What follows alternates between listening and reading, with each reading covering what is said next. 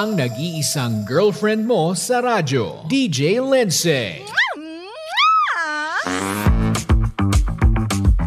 Ang pinakamakulit na girlfriend mo sa balat ng radyo. Isang magandang morning sa inyong lahat. Ako pa rin po nag-iisang girlfriend mo sa radio. My name is Lindsay. Makulit, pero may puso. Handang makinig sa mga kwento mo. Alam mo, feeling ko kailangan mo na siyang iwan kasi it doesn't make sense. Ang kwento sa lihim ng liham. Mahal kong Lindsay. Ako nga po pala si Carla. 8 years na po kami pero hanggang ngayon, naghihintay pa rin ako ng kasal mula sa boyfriend ko na isang breadwinner. 8 po silang magkakapatid. Pangalawa siya. 3 na po yung napagtapos nila ng ate niya. 3 pa at ang bunso nila na 11 years old pa lang ang natitira. 30 years old na po kaming pareho, DJ Lindsay, at ako lagi ang tinatanong ng mga magulang ko. Kasi baka nga daw mahirapan na akong magkaanak sa edad ko. Sa totoo lang, DJ Lindsay, lagi naman naming napapag-usapan ng boyfriend ko yung kasal. May plano naman siya pero nakakalungkot lang kasi hindi yon ang priority niya. Even sa pamilya ko, nagsabi na rin siya na magpapakasal na kami. Yun nga lang, hindi pa sigurado yung date kung kailan. Kaya ako ito, hanggang ngayon, naghihintay. Noong pinaalala ko sa kanya kung kailan kami ikakasal dapat, bigla na lang niyang sinasabi sa akin na, alam mo naman baby na may 3 pa akong kapatid. Kailangan ko pang pag-aralin yung mga yun eh.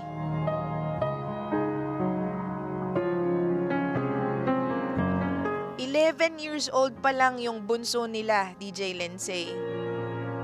At tulad ng sinabi ko, pareho na kaming nasa 30 ang edad. Ilang taon pa bago kami ikasal kung hihintayin niya yung bunso nila. Alam mo, mahal na mahal ko naman yung boyfriend ko pero hanggang kailan ba ako maghihintay? At kailangan ko pa ba talagang maghintay? Mas mabuti na lang ba na simulan ko nang mag-move on at tanggapin na hindi siya yung lalaki na tutupad sa pangarap ko na magkaroon ng isang pamilya? O baka nga hindi talaga siya yung para sa akin. Hindi naman siguro lumalabas na nagmamadali ako, di ba? Diyos ko, 8 taon na kami.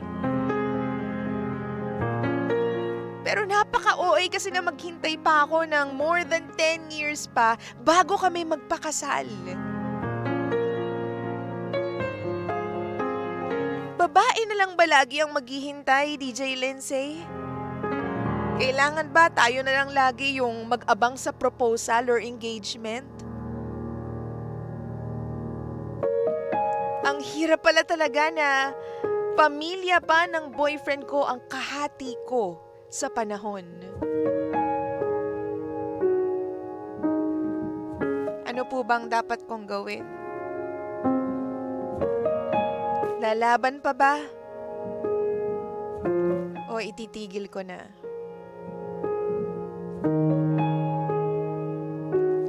DJ Lindsay, muli ito po ang lihim ng aking liham.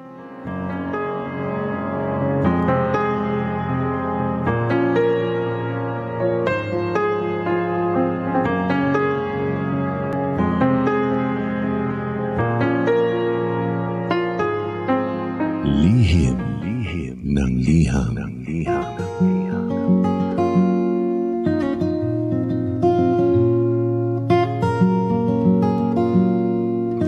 Pagka-oras natin sa Bungkup Loan, check your time, 12 minutes after 9, 9:12 on the clock. Make that 9:13 on the clock. Wow! Ikaw pa rin po ay nakikinig sa estasyon. Same, pero iba! Pagka we are number 1, 6.7 Energy FM. Pagka wag mo sabihin radyo. Sabihin mo, Energy! Ako pa rin po nag-iisang girlfriend mo sa radio. My name is Lindsay.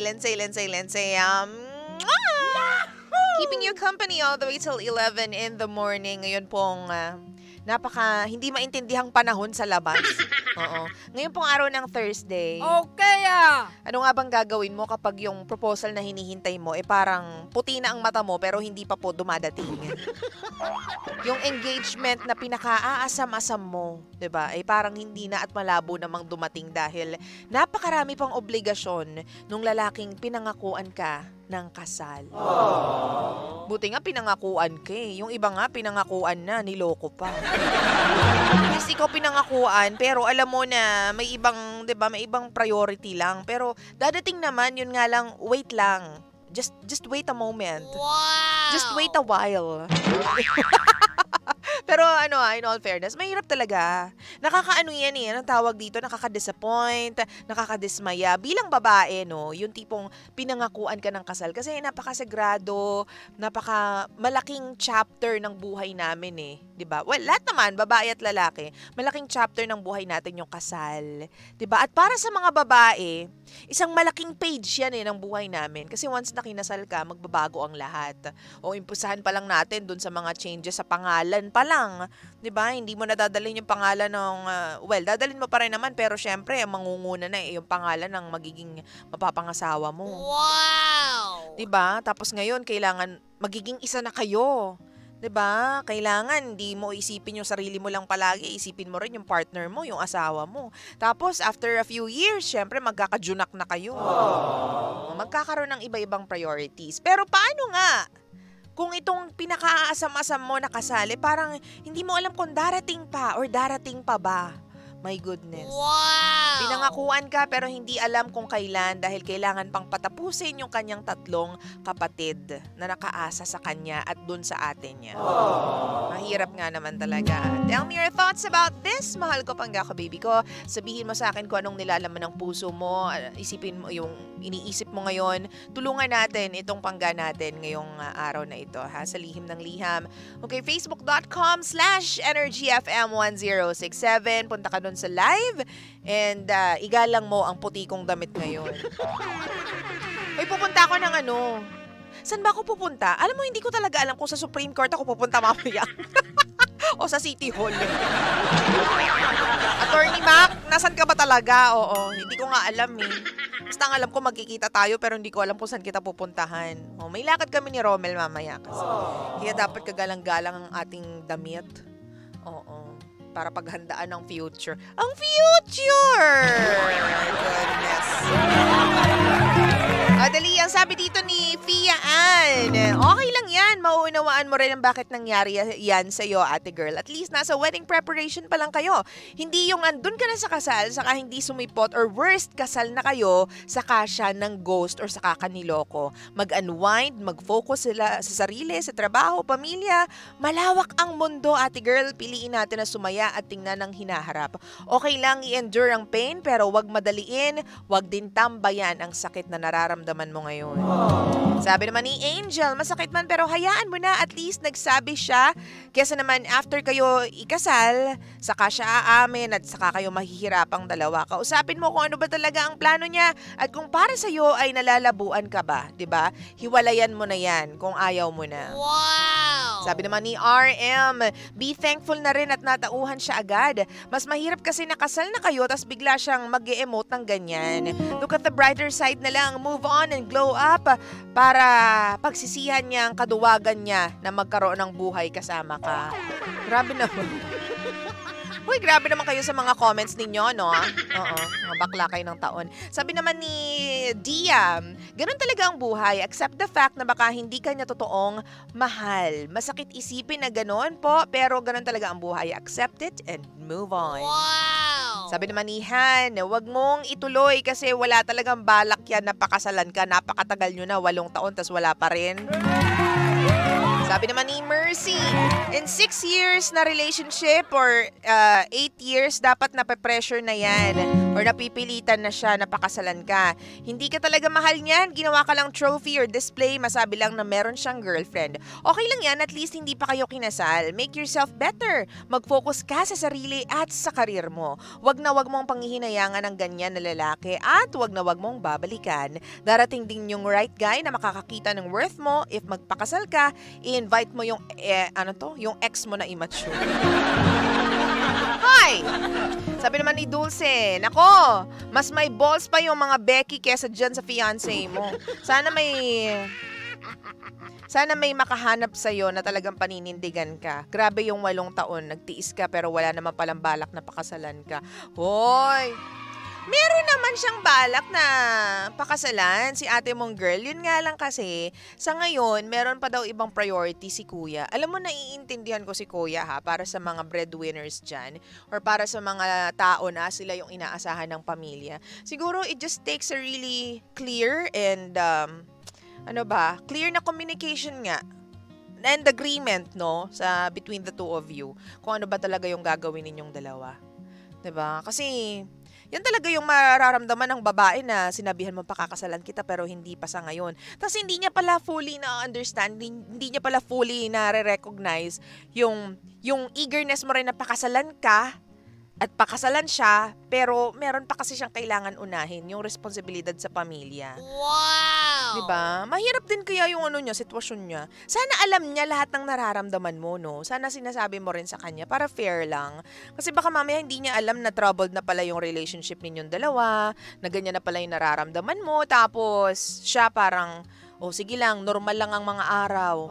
Kayod lang para sa pamilya. Nandyan lang naman si, Carla eh. Okay ah! Mahal naman ako niyan eh. Minsan yan nga din yung nagiging problema. Nagiging sobrang lenient tayo. Nagiging sobrang comfortable tayo. To the point na akala natin okay lang ang lahat. Hindi natin Hindi natin naiisip na kamustahin. Kamusta ba tayo? Masaya ka pa ba sa akin? Wow! May mga bagay ba akong hindi nagagawa para sa'yo? In fairness kami ni Romel, paggabi, kapag matutulog na, inis na inis yan sa akin kasi kung kailan matutulog na ako, saka ako magdadrama sa kanya. Kagabi lang, sabi ko sa kanya, mahal, masaya ka pa ba sa akin? Promise! Pero kasi you have to check eh. Kailangan mo rin, di ba, kamustahin? Masaya ka pa ba? Masaya ba tayo? Ganyan.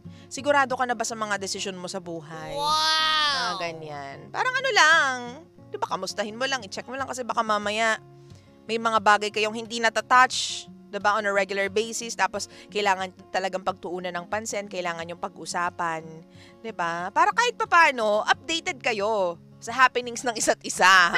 Hoy, hindi ka magiging dyan. Di ba? Yun yung para sa akin. Sabi naman ni Abet, ay nako girl, kailan pa kayo magpapakasal? Mag-move on ka na, baka mahuli ka na sa biyahe. Sabi ni Romnick, okay naman na suportahan ng family niya. Kapag napagtapos niya na yung kapatid, hindi tutulong, iiwanan mo para malaman niya ang worth mo. Sabi naman ni Arch, ang hirap ng sitwasyon ng jowa mo. He's the breadwinner of the family, kaya di siya basta-basta makakilos. Siguro naman pwedeng mag-ambag na din yung mga pinagtapos niya, no, para sa pag-aaral, para makatulong na rin sila, di ba? If di niya talaga makaya, maybe it's time to move on. Clock is ticking for you kung may plano kang magkaroon ng pamilya. So true. Ito nga yung masakit dyan eh. Yung mahal na mahal nyo naman yung isa't isa, pero yung time, di ba, hindi umaayon. Yung sitwasyon, hindi umaayon. Yung opportunities, hindi umaayon sa inyong dalawa. So hanggang kailan ka maghihintay? Kaya ko kayang maghintay kung ganun? Kung mahal na mahal ko siguro yung tao, kakayanin ko naman maghintay. Kung wala namang mga panloloko. Pero hindi ko naman masisisi na may mga babae na talagang sobrang malaking bagay sa kanila yung simbolismo ng kasal. 'Di ba? Pero may mga babae din na it's just a piece of paper for them and ang importante, nagmamahalan tayo, makabuo tayo ng pamilya. Basta tayo magsasama until the end. Yun ang importante. So, ako torn ako doon sa, sige lang, kung sa tingin mo makakabuti na umalis ka na sa relationship na yan. Kasi hindi mo naman kasalanan na hindi niya maibigay sa'yo, di ba? Yung hinihingi mo. Kasi ikaw, binibigay mo naman yung 100% mo eh. Pero siya, wala siya doon sa level na kaya niyang ibigay yung 100% niya because meron siyang ibang responsibilidad. Di ba? And it takes siguro a very understanding person, a very understanding woman para matake yung responsibilidad niya na yun at maintindihan niya na may responsibilidad tong partner ko na kailangan gampanan. So ako dapat stay put lang ako dito. Wow! Diba? Dapat okay kayo sa ganong terms. Hindi pwedeng napipilitan ka lang. Kasi ang ending nito, pag napipilitan ka, ayan. Diba, magsi-self-pity ka, hindi mo maiintindihan ng mga bagay-bagay, and so on and so forth. Ma-feeling mo, biktima ka, feeling mo pinagkait sa'yo yung kasal. Pero ang katotohanan, hindi naman pinagkait sa'yo, may plano nga eh. Yun nga lang, hindi pa matuloy-tuloy. I'm sure kung marami siyang pera, I'm sure kung meron siyang opportunities, I'm sure kung talagang abundant siya sa buhay, wala nang niha-niho, pakakasalan ka niyan. Kaso hindi nga ganun yung sitwasyon eh. Diba? I'm sure nagmamahalan kayong dalawa. So kung kaya mo pang kumapit ng konting-konti pa, gora kapit. Gora kapit. Tsaka bakit madali naman magpakasal Hindi naman mahal Bakit hindi kayo magpakasal ng simple lang, no? Diba? Anong kasal ba yung gusto mo kasi? Baka naman mamaya, diba?